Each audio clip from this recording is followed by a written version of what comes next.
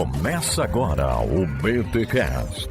Teologia é nosso esporte.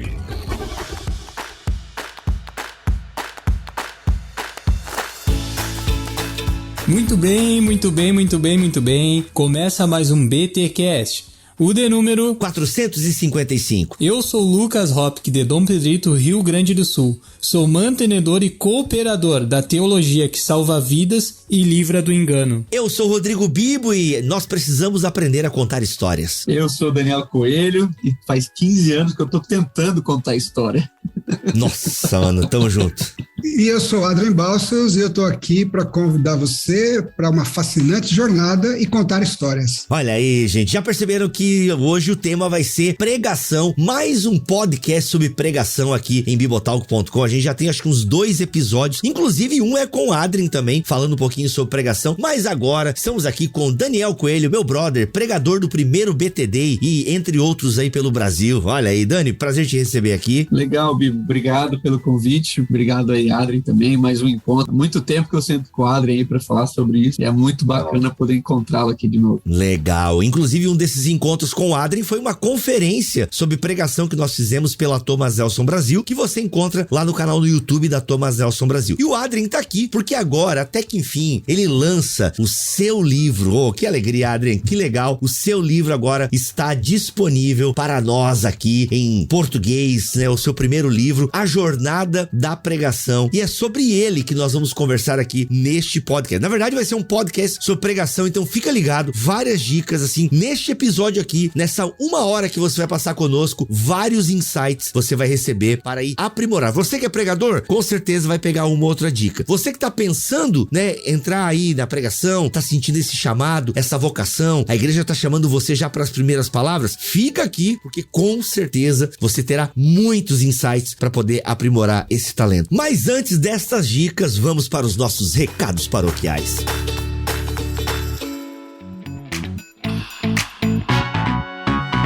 Nos recados paroquiais dessa semana, quero reforçar você que nós teremos o BTD. Sim, o encontro dos ouvintes do Bibotalk, que vai acontecer no dia 20 de agosto de 2022. Mais de 30% das vagas já foram preenchidas, então não deixa pra depois. Garanta já o seu lugar neste evento que será simplesmente demais. Vamos falar sobre a unidade da igreja, aperfeiçoados na unidade. Vitor Fontana, André Heinck, Igor Miguel, Cacau Marques, Alexandre Stoinarefa, Carol Bazo, eu e vários integrantes do Bibotalk que estaremos no dia 20 de agosto no BTD e eu espero muito vocês. Vai ser um tempo incrível, um sábado realmente marcante para nós que estaremos lá ouvindo a palavra de Deus, exercendo a comunhão, aprendendo uns com os outros e, claro, um mega coffee break. Galera, eu procurei colocar o valor mais enxuto possível, de verdade, mais enxuto possível para que você possa estar neste evento com a gente. Sério, mais da metade do valor cobrado é praticamente o coffee break. Bem, se você é um adulto e paga as próprias contas, já percebeu que as coisas estão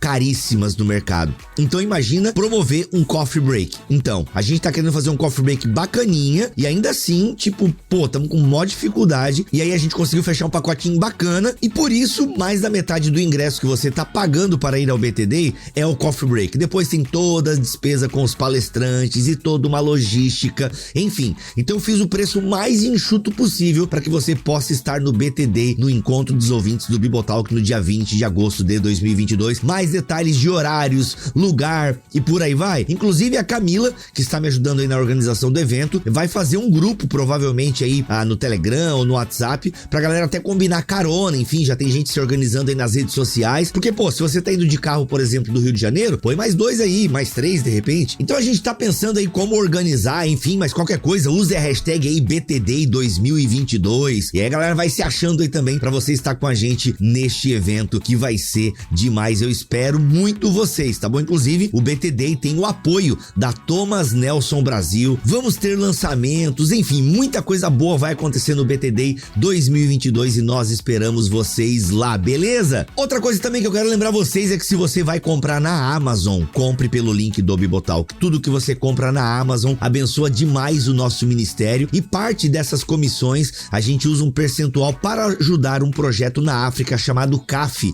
em Burkina Faso. Então você comprou na Amazon, você está abençoando aí paralelamente 2 ministérios, o Ministério do Bibotalk e o Ministério do CAF, que tem ajudado crianças lá em Burkina Faso, um projeto fantástico do meu amigo Beto e da minha amiga Simone, que são aí os organizadores e idealizadores desse projeto. Inclusive tem um podcast para você conhecer um pouquinho mais aí a história lá desses missionários em Burkina Faso. É só você colocar aí BTcast 185, conheça os Garibus. O link vai estar aqui na descrição deste episódio. Então é isso, vai comprar na Amazon, compra pelo link do Bibotalk. Bibo, que link que é esse? Você pode digitar no seu navegador bibotalk.com/Amazon ou você pode entrar em bibotalk.com e clicar no nosso banner que tem bem ali, já na home do nosso site. Qualquer coisa, gente, de liquidificador a PlayStation 5 ou aquele livrinho que você tá namorando, compra pelo nosso link. É isso então, meus amigos, minhas amigas, vamos para este episódio que está simplesmente fantástico. É mais um BTcast gratuitamente para vocês. E é claro, chega até vocês graças a quem? Aos mantenedores deste ministério e aos nossos clientes que estão aí todo mês nos ajudando a permanecer e a produzir conteúdo até os confins da web. Simbora!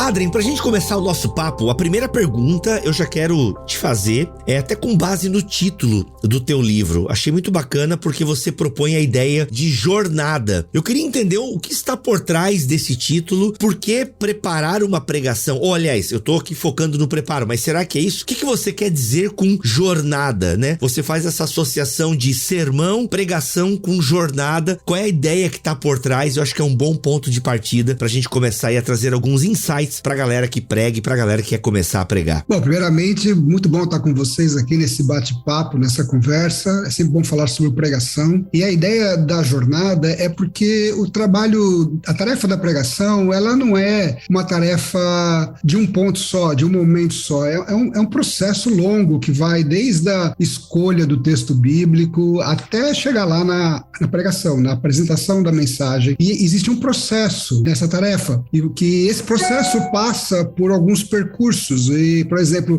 uma boa pregação, ela precisa de um estudo bem sério do texto bíblico. Depois você precisa fazer a composição do sermão, elaborar homileticamente o seu sermão. Depois você precisa pensar na pregação, na apresentação. E tudo isso tem uma ordem, tem um caminho a ser seguido. E pensando também na tarefa do pregador, que se estende ao longo da semana, então ele vai dedicar às vezes 1, 2, 3 dias para preparar o sermão, ele vai passar por todos esses percursos. Veio então essa ideia de identificar a tarefa da pregação como uma jornada que se inicia com a escolha do texto bíblico, que passa por um percurso do estudo, da exegese, da interpretação do texto bíblico, e que caminha posteriormente para um percurso no qual o pregador ele vai elaborar e organizar esse conteúdo dentro de um sermão que possa ter uma estrutura legal e bem fácil de se desenvolver ao longo da mensagem, e depois que culmina na entrega do sermão no púlpito, seja lá onde for o púlpito. Então eu vejo isso como uma jornada, que na verdade ela se estende um pouco mais, porque depois que o ouvinte recebe a mensagem, ele ainda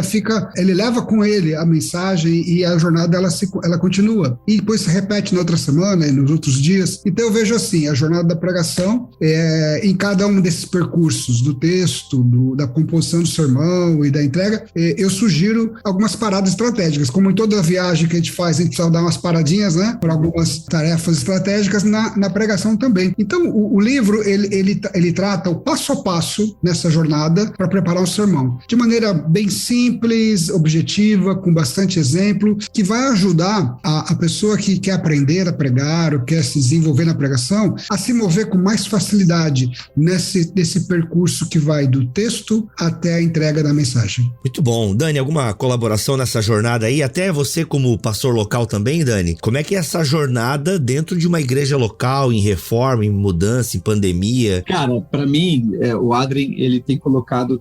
O Adrien tem uma mente... Ele consegue ilustrar muito bem as coisas que ele pensa, assim. Então, como eu tive a graça de tê-lo como professor logo ali no início da minha jornada de seminário acadêmico, vamos dizer assim, lá em 2008, ele já trabalhava esses conceitos. Até quando você falou assim, até que enfim, o livro do Adrien, eu acho que quase todos os alunos pensam assim, caramba, até que enfim. E ele já ensinava esses conceitos. Então, para mim, foi uma quebra de paradigma, porque o Adrien sempre trabalhou essa ideia de que é uma jornada, é uma caminhada, e são passos que são organizados, assim, que você tem que dar. E uma das coisas que eu me lembro que ele acrescentou muito na minha caminhada é essa ideia de que, de preferência, você dê esses passos dia após dia, ou seja, não senta no domingo para dar todos eles no mesmo dia, que não vai dar tempo. Então, quando ele fala jornada, eu me lembro dele me ensinando, na quarta-feira você faz isso, na quinta-feira você faz aquilo. E para mim, Bibo, claro, tem a igreja local, tem as demandas locais, mas desde que eu aprendi isso, eu tento ser fiel. Então, na verdade, quando eu acabo a pregação no domingo, a segunda eu tento dar uma descansada, quando não é sermão em série, que eu tenho que ver o que eu vou pregar, lá na segunda-feira eu já estou pensando, na terça-feira eu estou decidido, e a partir da quarta-feira eu já inicio esses passos, talvez não tão elaborados quanto o Adrien, mas eu já vivo essa jornada. Eu tenho uma primeira pergunta, Bibo, não sei se eu já posso fazer. Claro, manda bala, aqui já virou mesa de bar. Porque, assim, uma das coisas que eu mais ouço, assim, é essa questão de qual é o primeiro passo. E eu sempre escutei do Adrien, sou um defensor junto com ele, até porque foi meu professor,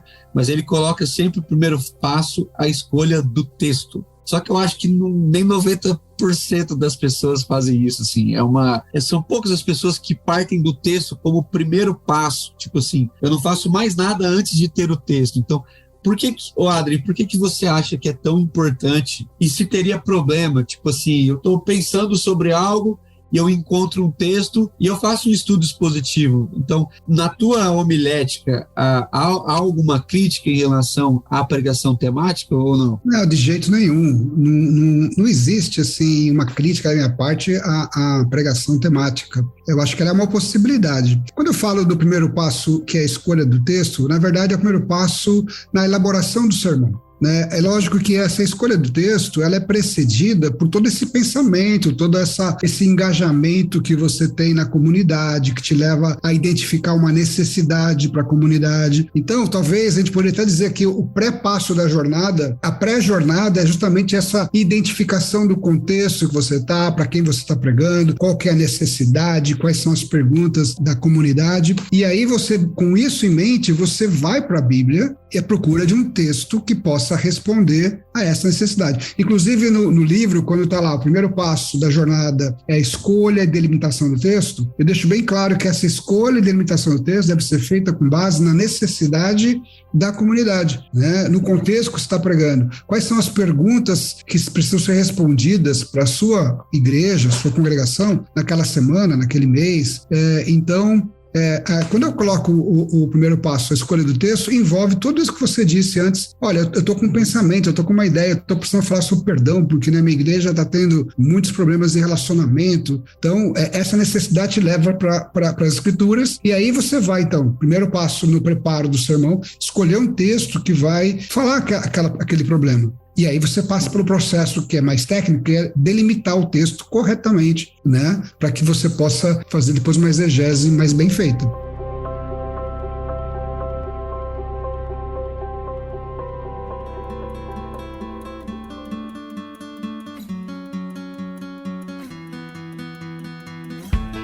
Ô Adrien, mas aí te ouvindo o seguinte, já ficou claro, mas eu quero deixar mais claro ainda pra audiência, porque esse movimento, né, necessidade da comunidade e ao mesmo tempo o texto, né, a gente não corre o risco de ficar refém de sempre ficar vendo o que a comunidade precisa e às vezes talvez o fato de a gente escolher o texto primeiro não é também, não, a palavra vai pautar o nosso caminho e não as necessidades da comunidade pautarão a pregação. Como é que o pastor local, ele também dimensiona isso, né, pra não ficar refém das várias demandas demandas da igreja local e, ao mesmo tempo, também ele saber que a Bíblia possui o caminho, né, que a igreja precisa trilhar. Então, como é que o pastor local, delibera sobre isso? Tipo, ok, eu tenho necessidades locais. É uma via de duas mãos. Você pode tanto pensar na necessidade e buscar um texto que responda à necessidade, ou você pode planejar, olha, eu quero pregar em Efésios, eu vou passar aqui uma série de Efésios, capítulo por capítulo, e aí você vai ler o texto e o texto vai te apontar, olha, você pode trabalhar essa necessidade na sua comunidade, porque a gente foi chamado para pregar a Bíblia toda, não trechos da Bíblia. Então, depende muito do momento, do contexto. Você pode, eu gosto muito quando o pregador ele se planeja para o ano inteiro de pregação, escolhendo os textos, escolhendo já. Agora, isso não significa que durante o ano não pode surgir uma necessidade que faça com que ele tenha que mudar o plano, né? Então, você pode, tanto assim, eu vou escolher o texto, vou pregar, por exemplo, em Efésios, capítulo 1. Estudando o texto vai te dar uma necessidade para a qual ele foi escrito, no contexto dele. Aí o teu papel como pregador é identificar essa necessidade, eu enxergo aqui no meu contexto, e como que eu vou endereçar essa necessidade? Aí ele vai ser relevante, porque com certeza a necessidade existe aqui também. Então você pode ter essas duas vias, né? O importante é uma vez que você definir o texto, que você o delimite corretamente, para que você possa depois entendê-lo corretamente. Delimitar significa assim, onde eu começo, eu termino lendo esse texto, como é que eu seleciono esse trecho, na verdade, porque todos os textos estão relacionados com o que vem antes, com o que vem depois, com a Bíblia como um todo, mas eu não tenho como pregar a Bíblia toda, eu tenho que concentrar num trecho. Como é que eu seleciono corretamente esse trecho? Aí eu percebi, Adrian, que você está focando na ideia de uma pregação expositiva, ou seja, um texto lido, exposto e explicado e aplicado. Agora você falou desse negócio de delimitar o texto. Muita gente se perde aí, né? Que não delimita direito o texto, prega em cima de um versículo, mas no fundo você tem uma verdadeira salada de frutas de versículo. Até que ponto isso pode ser prejudicial? Eu vou dar um exemplo. Eu vim do movimento pentecostal e é muito comum a pregação salada de fruta no movimento pentecostal. Inclusive, muitos pregadores pentecostais são até elogiados pela quantidade de versículos que eles citam de cabeça e tal. É uma prática comum no movimento pentecostal, ainda que a pregação expositiva tá ficando bem comum também. Eu tenho visto bastante pregadores pentecostais pregando de forma expositiva e tal. Mas há algum problema no sermão salada de fruta? Se tem, qual é? Mas ou ele pode ter um benefício também porque acaba atingindo mais pessoas da comunidade, enfim. Entendeu essa confusão? Tipo, delimitar o texto é uma tarefa basal ou não? Existe um espaço para outros textos bíblicos serem enxertados na pregação? É como você disse, né? Se você pretende preparar um sermão expositivo, é muito importante você ter muito claro qual é o texto que você vai expor. É lógico que esse texto, ele está dentro de um contexto maior. Por exemplo, uma perícope, um trecho de Efésios ali, ele está dentro do contexto do capítulo, está dentro do contexto do livro como um todo, está dentro do contexto da história da salvação, na Bíblia como um todo. E a minha sugestão, nesse contexto que a gente vive hoje, de tanta informação, esse bombardeamento de informação que a gente recebe, é que quanto menos textos bíblicos você tiver no seu sermão, melhor.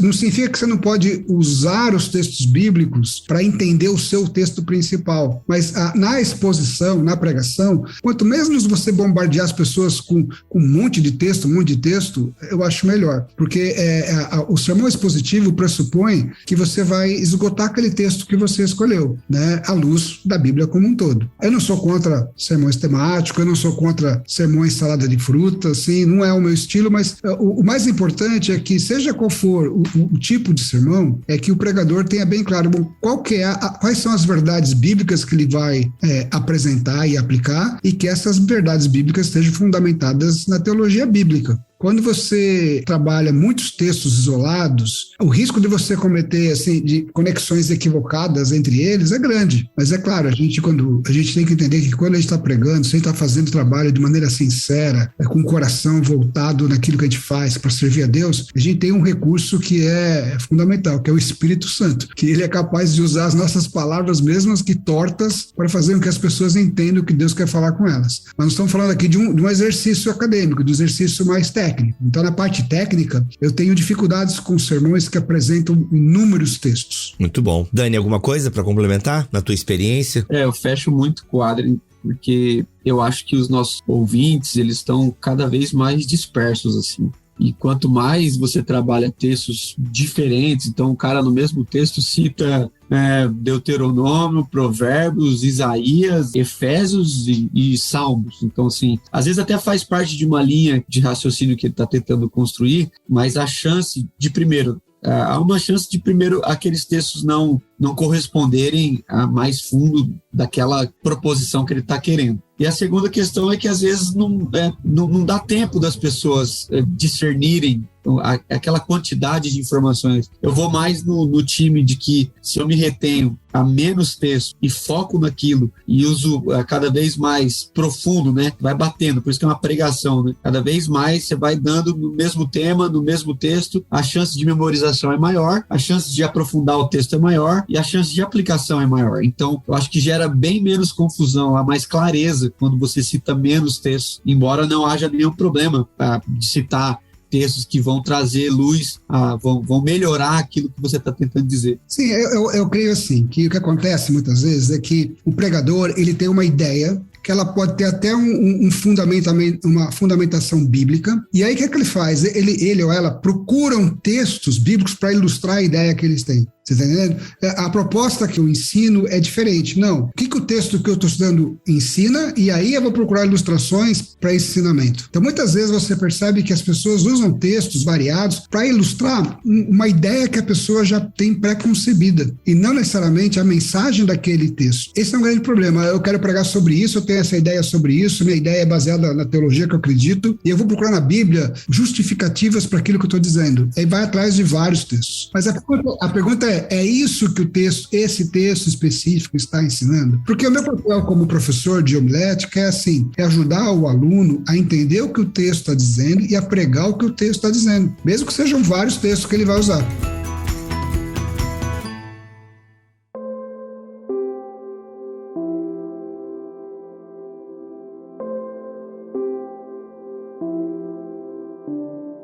Esse movimento, né, da ideia do pregador para o texto, a gente vê, vou utilizar, por exemplo, aqui a teologia da moda, a teologia coach, né, que tá todo mundo falando e tal. É a teologia que tá dominando aí muitos púlpitos e tal. E é exatamente isso. O cara pega lá uma sacada motivacional e do nada ele insere uma história bíblica ali. Que, mano, não tem nada a ver, assim. Tem um pregador aqui em Santa Catarina, de uma grande igreja, não quero falar a cidade, mas assim, chega a doer os ouvidos o tipo de aplicação que ele faz com a história bíblica, assim. Porque não é só o fato dele fazer esse movimento. Cara, eu tive uma sacada, né? Eu vi algum coach falando, e é isso aí, a igreja precisa disso, se movimentar. O que eu consigo achar na Bíblia? Ele acha que determinada história bíblica ilustra essa sacada coach. E aqui, gente, sendo o mais claro possível, eu não sou contra coach, tá? Eu sou contra essa mistura mal feita. Talvez John Maxwell faz bem feito ainda. Também nunca li muita coisa de John Maxwell, mas o que eu li até gostei, tá? Tô olhando aqui pra cara dos meus convidados pra ver como é que eles reagiram a essa minha colocação aqui. Mas enfim, mano, tem que ser muito bem feito pra tu não fazer esse movimento que o Adrien acabou de falar. Você tem uma sacada, você tem um insight. Como é que eu arranjo um texto bíblico aqui pra poder? E, cara, isso é um caminho complicado, né? O ideal é você ter insights a partir da escritura, né? Isso eu acho muito legal. Porque assim, Adrien, quer ver, pregação, né? A gente não tem muita coisa pra pregar, são 66 livros. Vamos tentar, é bastante coisa, eu sei, né? Você pode passar 2 anos pregando em Romanos. Quero só dizer o seguinte, nós temos uma tradição, 66 livros e 2000 anos de história. Então a gente tem, né, muita coisa, assim, tipo, nós temos muita gente pregando a mesma coisa. Então, o pregador, bom pregador não é aquele que fica fazendo uma coisa que ninguém falou, né? Isso geralmente é heresia, é bobeira. Agora, eu acredito no Espírito Santo que cada pregador pode ter um insight legítimo, um olhar para aquele texto que, cara, isso é um frescor legal, eu não tinha pensado nessa perspectiva. Claro, se você vai estudar a história da igreja, talvez alguém lá no século IV falou uma coisa parecida, enfim, né? Mas você pega um Tim Keller, por exemplo, né? Um pregador aí que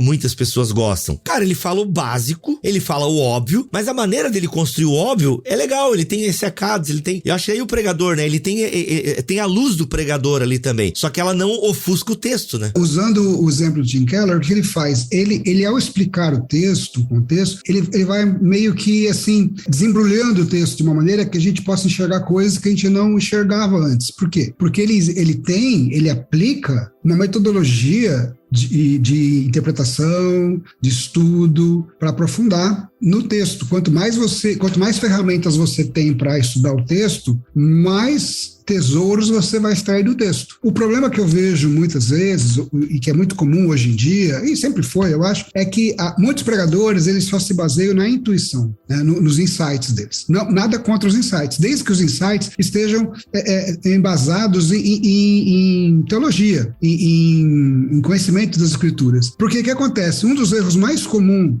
que eu encontro em sermões, e já cometi vários, não estou falando como alguém que nunca comete erros, transformar descrições bíblicas em prescrições. O sujeito às vezes está lendo o texto bíblico lá do cego Bartimeu, que quando Jesus o chama, Bartimeu lança fora a capa para encontrar com Jesus. Isso é uma descrição narrativa que dá movimento, que se fosse um diretor de um filme ia falar, agora você joga fora a capa, se levanta e se aproxima de Jesus. É uma descrição narrativa, e as pessoas pegam uma descrição narrativa e, de acordo com a criatividade, elaboram teologias em cima disso. Do tipo, olha, para você se aproximar de Jesus, quando ele te chama, você precisa jogar fora tudo que você tem de valor. Esse pode ser até um conceito bíblico, que é aquela ideia de quem quiser me seguir, que nega a si mesmo, tome a sua cruz, que as raposas têm seus covis, as aves têm seus ninhos, mas o filho do homem não tem onde reclinar a cabeça, mas não exatamente desse texto bíblico. Então, se eu pego esse incidente, essa mera descrição, e transformo numa prescrição, pode soar bonito aos ouvidos dos meus ouvintes, mas eu não estou sendo fiel a uma exegese correta do texto, você entende? É muito complicado você basear o seu sermão em intuição, sem fundamento teológico. Mas na prática, Adri, como que você consegue discernir quando o que está escrito é só uma construção narrativa de quando aquilo é importante? Por exemplo, você deu a ideia da capa. No Filho Pródigo, nós temos lá o pai vestindo o filho com a melhor roupa, né? Que alguns vão dizer que até seria a própria roupa do pai. Uhum. Aqui eu acho que não é só uma informação narrativa. Não. Então, como que eu vou descobrir? Não, isso aqui é só narrativa. Não, isso aqui eu tenho que tirar um conceito sem virar uma grande alegoria aí no processo. É assim, no passo a passo, depois que você escolheu o texto, eu sugiro que você estude o contexto histórico, cultural e literário da passagem. No contexto histórico e cultural, você vai descobrir questões culturais que se relacionam com questões que estão sendo descritas na narrativa, que correspondem com objetos, com vestimentas. Então você, por exemplo, no caso do Filho Pródigo, você estudando o contexto histórico, você vai ver qual que é o significado da roupa do pai. Aí, a partir daí, você fazer ter uma intuição e você trazer um ensinamento, olha, quando o pai coloca a própria roupa dele no filho, isso significa isso.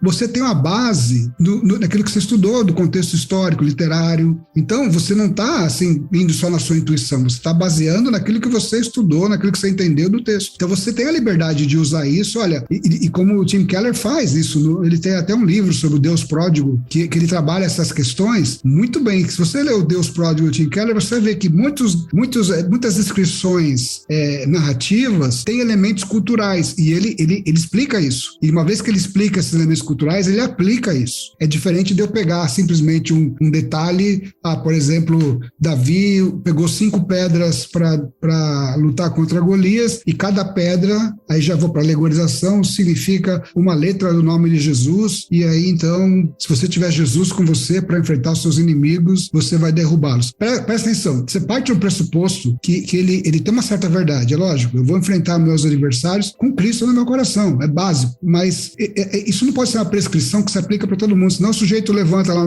na mesa de trabalho e vai enfrentar o chefe dele, que ele vai achar que é o gigante dele, e vai ser despedido. Não é assim que funciona, né? A gente não pode... É muito problemático essa questão de você impor ao texto coisas que o texto não está dizendo. Mas é uma tentação. E é bonito. Porque nós estamos na era da lacração, então o que o Bibo introduziu aí, a gente, como um pouco mais jovens, eu e o Bibo ali temos diversos amigos e às vezes conversamos sobre isso, né? Essa tentação de, cara, eu vou expor uma coisa que ninguém nunca expôs. Claro que alguém já deve ter exposto. Você não me chamou de velho agora, não, né? Não, você é um pouquinho, você é o nosso professor. Tá bom. Você é o mestre, você não é o mestre. Nós como mais jovens, falei, meu Deus, tô ficando... Não, porque é uma tentação mais nossa do que de vocês, eu acho. Vocês ainda viveram um período muito longo sem a internet, sem os recortes do sermão, sem aquela coisa das chaves, das palavras de efeito, das frases e tudo mais, né? Mas para nossa geração, cara, é interessante. Eu vi um cara fazendo uma exposição, e ele é bem famoso, do texto de Jonas, falando sobre ministério, cara. E foi muito engraçado, porque ele fala que o capitão do barco era o pastor e o Jonas eram as pessoas ruins que a gente coloca no ministério, e ele fala que Jonas pagou a passagem e aí entrou no ministério. Aí ele faz a aplicação de pastores que se vendem e deixam pessoas entrar na sua embarcação como ministério, coisa assim. Meu Deus! Mas num ginásio com uns 4, 5 mil ouvintes. Mas presta atenção. Um pastor de grande renome, cara. Presta atenção nisso. Meu Deus. É aquilo que eu falei recentemente. Necessariamente o que ele está falando não é uma mentira. Claro que não. Mas o texto bíblico aí, ele serve como ilustração para aquilo que ele quer falar. Exato. Então ele não está pregando o texto bíblico, ele está usando o texto bíblico para ilustrar. De forma bem errada.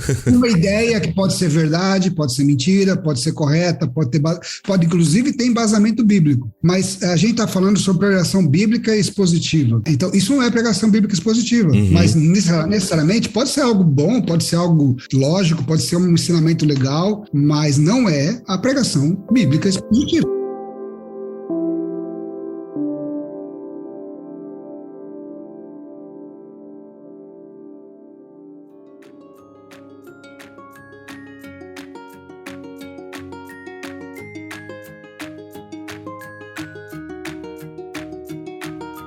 Esse ponto que o Dani levanta é muito louco porque, assim, eu imagino, né? Um ginásio cheio, deve ser um cara que fala muito bem, articula bem as palavras, aquela coisa toda. E, assim, a mensagem dele é uma mensagem legal, em última análise. Não se venda, cuidado com quem você põe pra dentro do barco. Mas, cara, nada a ver usar Jonas. Esse é o perigo, né? A gente daí começa a utilizar a Bíblia a moda do chefe, entendeu? Você é o pregador, você é o chefe. Mano, você pega aí, ó, cara, eu acho que é isso, hein? É tipo o pregador aqui da cidade de Santa Catarina também, que fez uma aplicação a partir da vida de José, se não me falha a memória. Cara, ele inverteu a história de José pra poder falar o que ele queria falar. E não dá, a gente precisa ter cuidado com o texto bíblico. Então, assim, usa outra coisa. Pega um poema, pega uma história da Marvel pra ilustrar o que você quer, né? Não pega...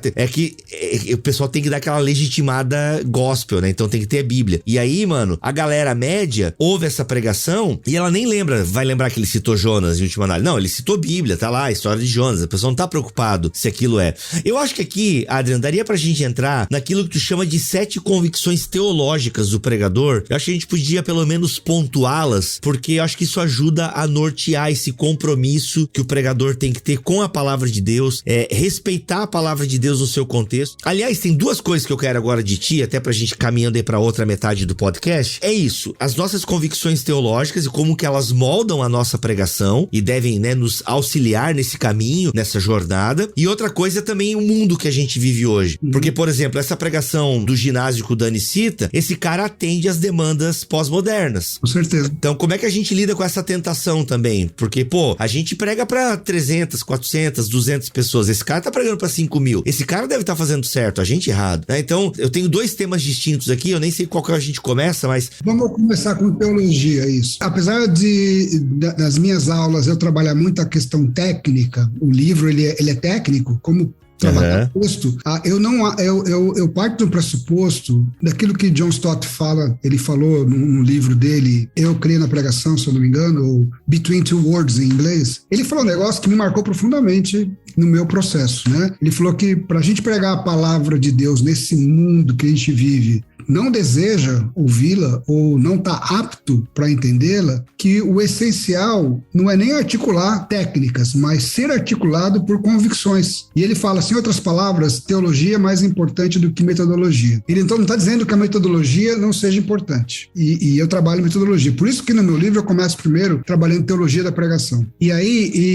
eu aponto, são mais, mas eu aponto 7 convicções teológicas mais importantes para um pregador não naufragar nessa jornada da pregação. Primeiro é entender que Deus é a razão da pregação. Deus é a razão da pregação. Só essa convicção de que Deus é a razão da pregação, porque a palavra de Deus é a revelação de Deus. Revela também a natureza humana, mas é Deus se comunicando, Deus se revelando. Então, ele é o protagonista. Se Deus é o protagonista, isso pressupõe que os nossos sermões devem ser o quê? teocêntricos. É lógico que eles vão falar do ser humano, é lógico que eu vou aplicar a vida humana, mas Deus ele tem que estar em evidência no meu sermão. Você vai se surpreender se você pegar, analisar sermões por aí e perceber a porcentagem que Deus está presente no conteúdo do sermão. Muitos sermões, Deus praticamente não aparece no sermão. Caraca. É tudo assim, o que eu tenho que fazer, o que eu preciso fazer, ou o que Deus vai fazer se eu fizer alguma coisa. Exato. Então, essa é a primeira convicção. A segunda convicção é do nosso chamado. A gente foi chamado, é uma missão, é um chamado. Nós somos vocacionados. A igreja é um instrumento de Deus, porque aprove a Deus, pela loucura da pregação, que as pessoas sejam salvas. Quando você pega lá a descrição da igreja de Atos dos Apóstolos, que eles viviam na comunhão, o que eles faziam, você percebe que o que distingue eles de qualquer comunidade é que no centro daquela comunidade estava a pregação do evangelho, feita pelos apóstolos. Nós somos chamados, somos embaixadores. Então tem que ter essa convicção. Fui chamado, é uma vocação. Agora, Adrian, tu tá focando aqui a convicção teológica do pregador, né? São 7 aí convicções teológicas do pregador. Mas eu queria, nesse segundo ponto aqui, fomos chamados para pregar. Quem foi chamado para pregar? Todos na congregação? Alguns? Se você pensar em termos de igreja, a igreja é a porta-voz do evangelho. Então, nesse sentido, todos nós temos um chamado para anunciar as boas novas, para pregar o evangelho, para pregar a palavra de Deus. Na igreja, Jesus distribui os dons, e alguns são vocacionados de maneira especial com o dom da pregação. E esses, eles vão ser os mestres, eles vão ser os pastores, mestres, mas toda a igreja, ela tem esse chamado, porque a missão, ela é feita através da igreja. Então, por exemplo, quando um membro da igreja, ele está ouvindo o sermão, ele está atento, colocando em prática e vivendo aquilo que está sendo pregado, ele está pregando com a vida dele, né? Talvez ele não tenha o dom da eloquência, a capacidade de estudar o texto bíblico, mas ele tem, como pelo menos através do que ele aprendeu numa pregação, conversar no escritório, na escola, com alguém e, de uma certa maneira, está pregando o evangelho. Então, existe uma vocação geral para nós e existe a vocação específica de alguns dessa comunidade que receberam dons específicos para pregação. Muito bom. Dani, na tua comunidade, assim, como é que você capta o irmão, a irmã? Aliás, eu não sei se você dá espaço para mulheres na sua comunidade, eu espero que sim. Como é que... Brincadeira, se não dá, tudo bem, eu respeito. Sacanagem. Como é que tu capta isso, assim? E Adriano também pode nos ajudar, assim, porque eu quis focar um pouco nesse ponto aqui, porque eu acho que é importante, né, a comunidade ter esse olhar para os irmãos e irmãs que podem ter esse tino aí para a pregação. Cara, na minha vivência, sim, eu não só coloco mulheres como incentivo, porque eu acredito que as mulheres têm um olhar totalmente diferente para o texto bíblico que complementa muito a nossa exposição. Mas como que eu, entre aspas, escolho aqui? Primeiro, eu incentivo que todos preguem, porque é uma questão da congregação local. Só que é isso que o Adri falou, nem todos querem a pregação no sentido do púlpito, né? Então, eu incentivo a todos e alguns querem, e esses que querem, a gente começa uma caminhada mais pessoal. Inclusive, quando eu comecei a ensinar um pouco mais sobre pregação, eu só comecei porque eu comecei na igreja local. Então, a primeira vez que eu falei sobre pregação foram para alguns irmãos da minha congregação que queriam pregar. Então, eu incentivo a todos, nem todos querem, e os que querem eu chamo para uma caminhada, porque eu acredito que a pessoa precisa do básico para que ela se sinta bem pregando. O que acontece? Algumas ocasiões, eu acredito, os pastores colocam pessoas que estão totalmente despreparadas e aquilo é um grande drama na vida da pessoa. Ela nunca mais na vida vai querer passar por aquilo. Então, para que os meus irmãos não passem por isso, eu tento fazer uma caminhada mais longa. Então, eu ponho ele um dia, depois de 4, 6 meses coloco de novo, e dentre esses espaços a gente vai conversando sobre pregação, quais foram as maiores dificuldades, o que ele acha que é o ponto forte dele, porque eu tenho uma ideia de que é mais fácil a gente se tornar excelente naquilo que a gente é bom do que a gente ser bom naquilo que a gente é ruim. Muito bom, muito bom. Então eu pego um ponto positivo do cara e falo, então vamos ficar excelente nisso. Então foca no que você já é bom e seja excelente, porque é a marca da nossa geração, é a excelência. Então eu tento fazer isso. Eu sigo essa ideia de que isso é dom. Alguns têm o dom específico. E se o dom foi dado para a mulher ou para o homem, para mim tanto faz. Se recebeu o dom, tem que pregar. Se é a mulher que recebeu o dom, pregue, ensine. Se é o homem, pregue, ensine. Muito bom, muito bom.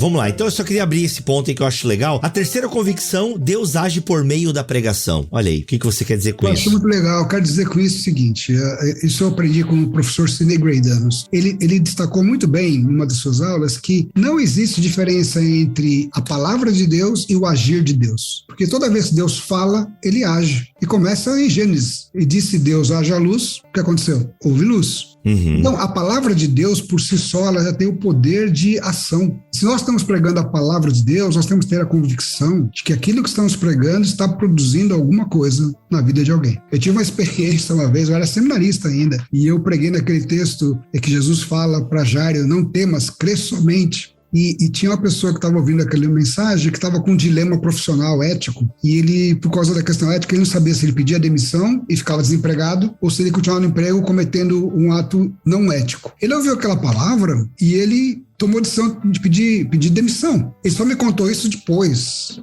Que ele ouviu aquela palavra, Deus falou com ele e ele tomou a decisão. Ele foi corajoso e posteriormente ele arrumou um emprego melhor, mas ele deu um passo de fé. Ou seja, Deus trabalhou na vida daquela pessoa através da palavra.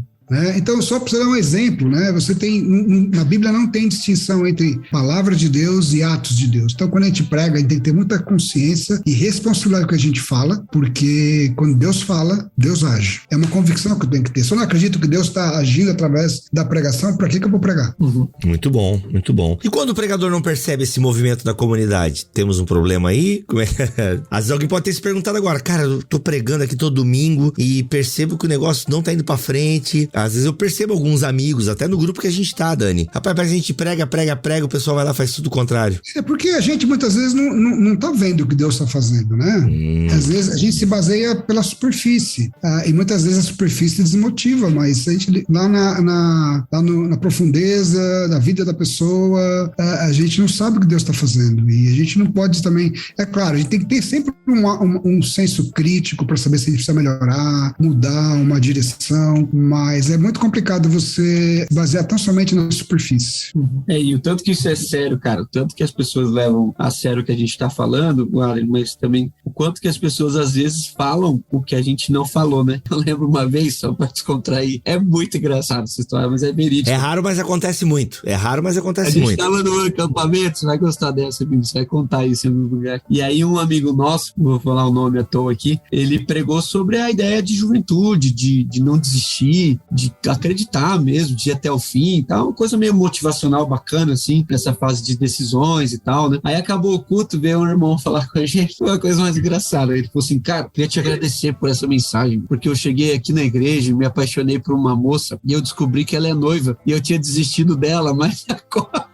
Nossa! Eu vou atrás. Eu falei, não é isso não, Então tem esses dois âmbitos, né, que a congregação local, a gente tem que ter essa responsabilidade de quando nós estamos ali, Deus está agindo, até para conseguir confrontar esse tipo de levante, assim, coisas que não tem nada a ver com isso, né, é outro ambiente. Né? As pessoas às vezes medem assim, tá dando certo pela quantidade de visualizações no vídeo que você postou da igreja do seu sermão, ou a quantidade de pessoas que vão no culto. E olha, eu tenho descoberto ao longo da minha vida que às vezes Deus chama a gente para pregar para poucas pessoas, às vezes Deus chama a gente para pregar para muitas pessoas, às vezes Deus chama a gente para pregar para uma pessoa. A gente não pode medir se está dando certo só pela quantidade de pessoas que dão like, que assistem o seu vídeo. Existem coisas que você não enxerga e Deus está fazendo. Às vezes Deus permite você descobrir, quando você recebe uma mensagem de alguém que você nem esperava, falando, olha, pastor, naquele sermão assim, assim, assado, eu estava vivendo isso e Deus falou comigo assim, assim, assado. Quer dizer, é bacana, Deus te dá essa oportunidade, mas nem sempre isso acontece. Exato. Muito bom, muito bom. A quarta convicção é, as escrituras determinam a mensagem. É mais ou menos aquilo que a gente conversou na abertura do nosso papo? Como é que é? É aquilo mesmo, né? Assim, o que determina o conteúdo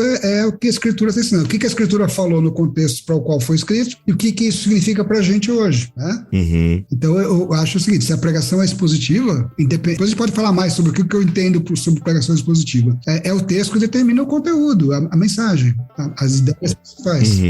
Não, muito bom. Tu pode até falar agora, se tu quiser, assim, o que tu entende por pregação expositiva. A gente até conversou isso naquele seminário online que a gente deu, porque tem pessoas que tornam a pregação expositiva meio chata mesmo, assim, tipo, é uma aula de escola dominical, às vezes. Eu não vou entrar a fundo, eu vou dar só uma pitadinha aqui nisso. Muitas pessoas entendem a pregação expositiva como a exposição da estrutura literária do texto, o que ela significa no contexto, e daí montar homileticamente o sermão respeitando a estrutura literária do texto. Então, se o sermão é no Salmo, tem 3 estrofes, o Salmo ele vai fazer 3 pontos em cima daquelas 3 estrofes. A minha concepção de sermão expositivo vai além de uma questão de estrutura do sermão. A minha concepção de sermão expositivo, ela está relacionada com o conteúdo do sermão. Se o sermão, seja lá qual for a estrutura homilética que você usar, clássica ou contemporânea, se ele traz para os ouvintes o significado do texto bíblico no seu contexto original e a aplicação desse texto bíblico para o contexto atual, entendeu? Então, a minha única questão com alguns pregadores é achar que só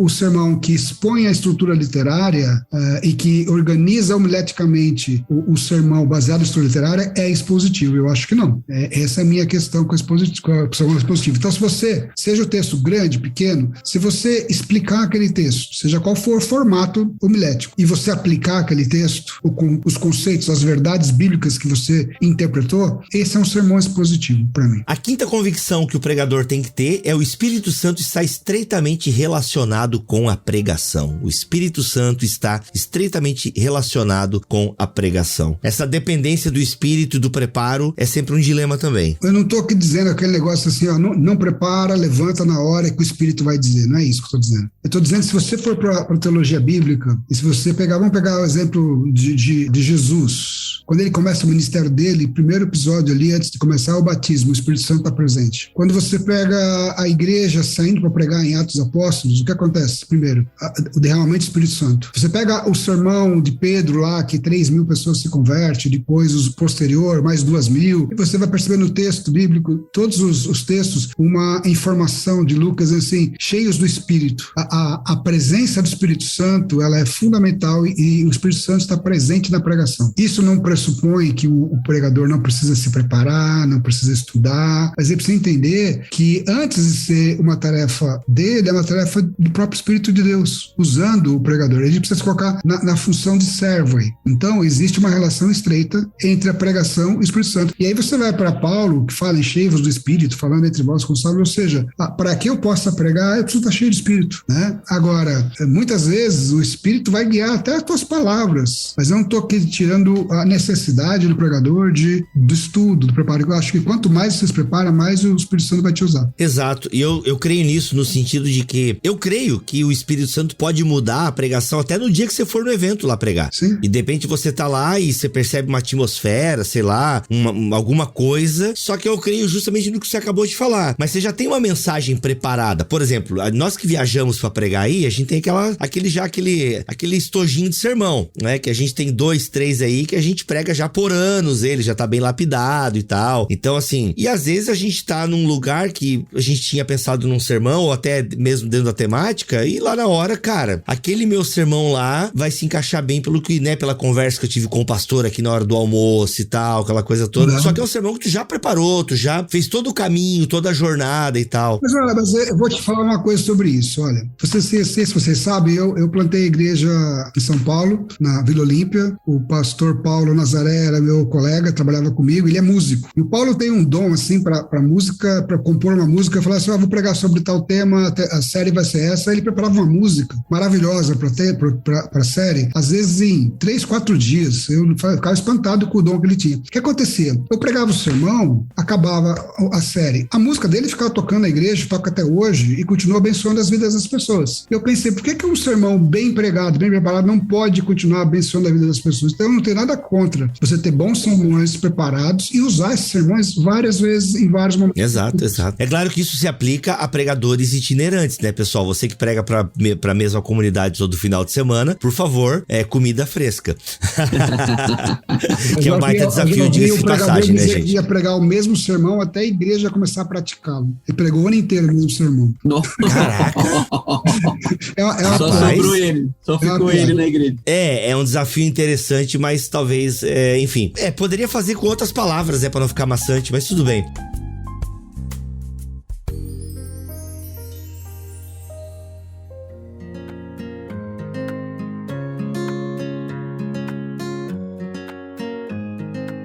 Vamos lá, a sexta convicção que o pregador tem que ter é que a mensagem deve falar primeiramente ao pregador. Olha aí, esse eu tenho umas ideias aqui, quero ouvir vocês sobre isso. A mensagem deve falar primeiramente ao pregador. Eu acho o seguinte, que o que eu quero dizer com isso é que se você não teve um encontro com Deus durante o preparo do sermão e Deus não falou com você, e você subir no púlpito, só com o que você leu, com o que você estudou, você vai estar falando a respeito do que você ouviu de Deus. Agora, se durante o preparo do sermão a mensagem falou com você, Deus falou com você, você vai subir no púlpito para falar aquilo que Deus falou para você, que você ouviu de Deus, não que você ouviu sobre Deus. Para mim existe uma diferença muito grande. Você pregar sobre o que você ouviu de Deus e o que você ouviu de Deus. Quando Deus fala com a gente através da mensagem, do estudo, quando aquela mensagem ela toca em você, eu não estou sendo aqui piegas, mas quando você sente, olha, eu creio nisso que eu estou entendendo desse texto, ele falou comigo, você sobe no púlpito com mais autoridade para você pregar a palavra. A minha visão é essa. Eu concordo muito e eu acho que quem se propõe a viver uma jornada, seja lá de 2, 3 ou 4 dias, é muito interessante, Bibo, porque não tem como, cara, você ficar 4 ou 5 dias meditando num texto e aquilo não falar com você. Então, assim, eu proponho que pessoas que não se dedicam tanto passam por um processo, parece que é o contrário que eu estou dizendo aqui, porque o que muitas pessoas falam, nossa, você falou muito comigo agora, eu vou repartir isso aqui e tal, de uma forma extraordinária, e pode ser que sim. Mas se você vem a semana inteira, cara, sendo alimentado por aquilo, Deus vai abrindo coisas no seu coração, na sua mente. Às vezes você está trabalhando no texto bíblico e você para orar e para conversar com Deus e com os amigos sobre aquilo. E quando chega no domingo e você vai repartir aquilo, é quase impossível você ter ficado 5 dias observando um texto e não ter passado por uma movimentação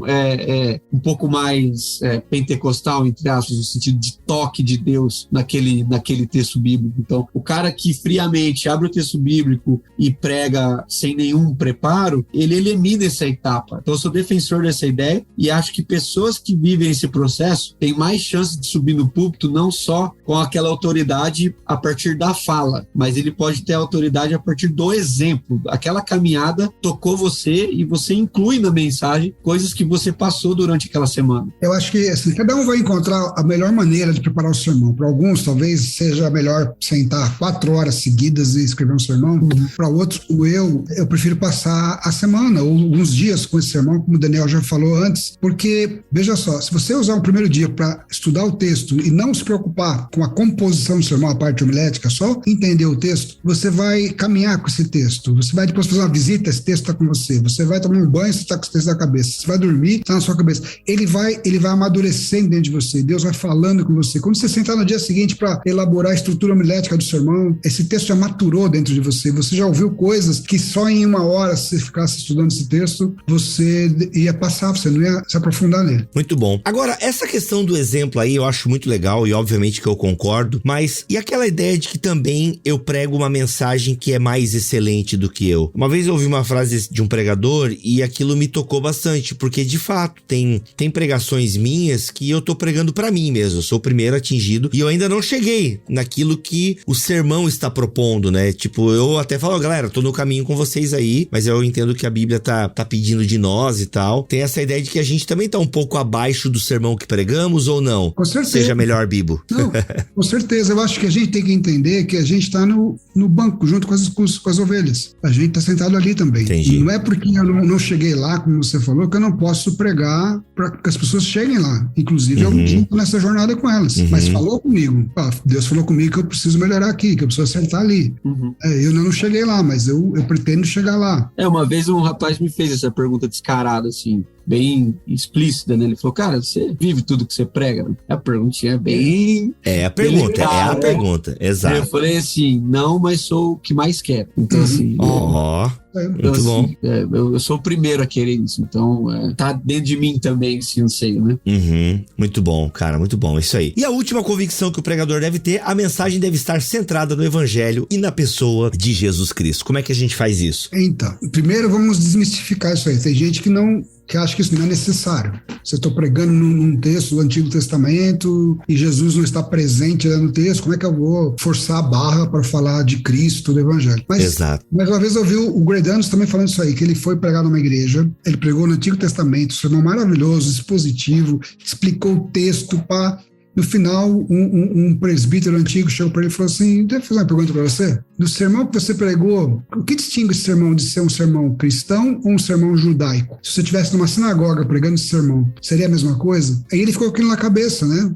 Nós somos cristãos e nós pregamos a palavra de Deus à luz da revelação maior, que é Cristo. Nós entendemos o caráter missional da pregação, como nós já falamos, que aprove a Deus, através da loucura da pregação, salvar os que creem. Então, intencionalmente, eu preciso entender que a minha pregação precisa apontar para Cristo. E isso não significa tão somente pregar o evangelho explosivo em todo sermão, não é isso. Mas, de alguma maneira, o texto escolhido, a pregação, ela precisa lançar luz, apontar para Jesus. E as pessoas falam, mas eu não quero forçar o texto, eu não posso forçar. Você não precisa. A partir do momento que você faz uma exegese correta e você faz a seguinte pergunta para o texto: o que o texto está revelando a respeito do que Deus está fazendo? O que Deus está fazendo nesse texto? Ou por trás do texto, ou no contexto? Porque ele é o protagonista. Tudo aquilo que Deus faz no texto, no Antigo Testamento, na Bíblia como um todo, ele faz também através de Cristo. E você vai entender, olha ali,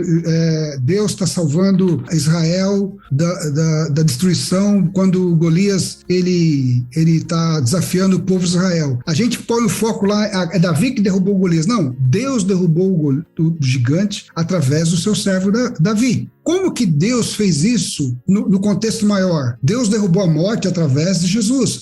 Eu posso através do tema central, da ideia central do texto, que recai em Deus, no que que o texto revela de Deus, eu posso, através da teologia bíblica, chegar em Jesus Cristo e apontar para Cristo, sem medo de cometer algum erro exegético ou forçar o texto. Muito bom. Algum comentário sobre isso, Dani? Não, eu acho que é um desafio só, assim. É uma parte bem difícil, né? O Greg Danos tem feito um trabalho bem exaustivo, né? Escrito muito sobre isso. Sim. Mas é realmente uma arte a ser admitida e um exercício assim que não é tão simples. Embora o Adrien fale, eu concordo que Cristo é o centro das Escrituras e da vida, há alguns textos que não são tão não vai ser assim, tá fácil, tá ali. Não, isso exige uma reflexão, um tempo de muita oração também. Não é tão simples amarrar todas as coisas em Cristo, mas é extremamente necessário, né? O Sidney Guaidanos, ele no livro dele, ele sugere 7 caminhos para você chegar do Antigo Testamento até Cristo. 7 possibilidades. Eu sugiro algo mais simples, uma via mais simples. Eu acho que todo o texto bíblico revela a natureza de Deus e revela a natureza humana. O texto bíblico revela a natureza de Deus, os atributos de Deus, e eles também se revelam em Jesus Cristo. Você pode usar esse gancho, essa ponte hermenêutica para você chegar do Antigo Testamento para o Novo Testamento da pessoa de Jesus Cristo. Eu acho que é mais simples. Mas eu entendo, tem gente que não concorda, eu respeito, mas cada um tem que ter a liberdade de seguir com suas convicções. Essa é a convicção teológica que para mim é carro-chefe, que o meu sermão ele é cristocêntrico.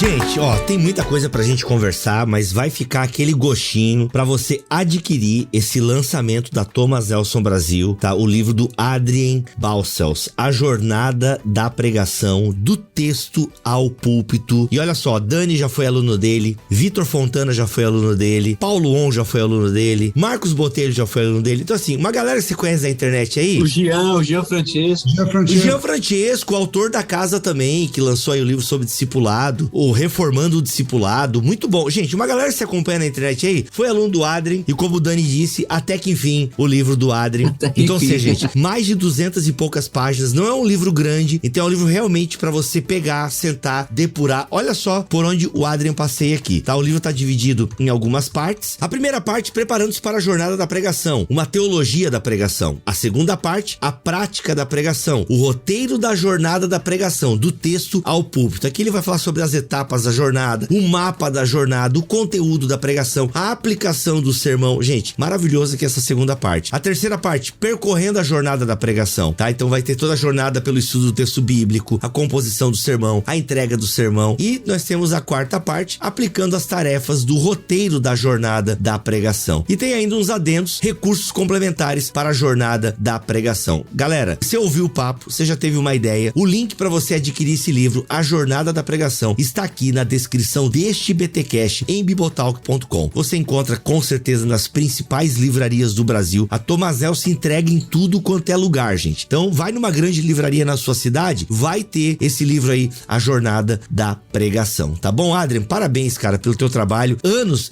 dá pra falar décadas de dedicação ao tema. Olha, foram 9 anos, exatamente 9 anos, sempre assim, querendo aperfeiçoar um pouco mais, deixando para depois, querendo, mas eu garanto que é um livro assim bem prático. O meu foco é a praticidade, muitos exemplos, e eu estou muito feliz com o resultado e esperando que possa abençoar a igreja, abençoar pregadores, pessoas que querem aprender a pregar e pessoas que querem se aprimorar na pregação. Legal. E olha, a Thomas Elson entrega até no exterior, eu já fiquei sabendo. Olha aí, a Thomas Elson, meu, ela onde você quiser ela vai, tá? Agora, eu falei décadas em relação ao tema, no sentido que tu já lida com esse tema da homilética há muito tempo, né? São 30 anos como estudante, professor, pregador, intercalando assim, né? E então são 30 anos pensando na pregação, pregando o evangelho, são 25 anos como professor.